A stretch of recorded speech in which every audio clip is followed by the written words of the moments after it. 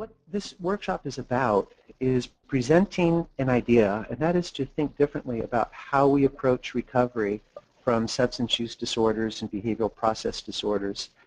The missing piece is a relational approach to recovery that accounts for each person's individual recovery and the relationship. Thinking about recovery from a different perspective that would include a relational perspective is really looking at what we can do to help integrate individual recoveries into a family life so that ultimately there's a sense of couple recovery and relationship recovery for everyone who lives in that house or is interacting with the person with the substance use disorder. One-third of MDs report feeling uncomfortable even asking about or talking about drug and alcohol abuse with patients.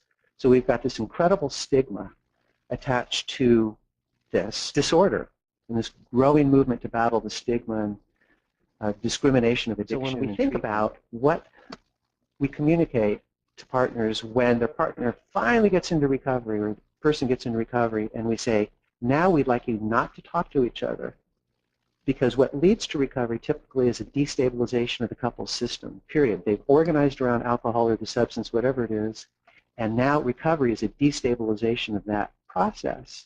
And we're leaving them at probably the most vulnerable point when we're saying we're denying services to a couple when they need it. I couldn't find any. Maybe it's out there, but I couldn't find any. There are no empirical studies to support the long-standing belief to avoid couple therapy and early recovery.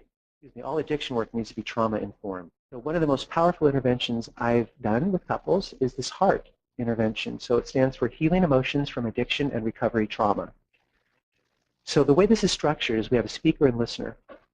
And what I do is I tell partners to say, I'd like you to take one aspect, one memory, one event in this addiction history that you're going to share with your partner, the impact of that event on you.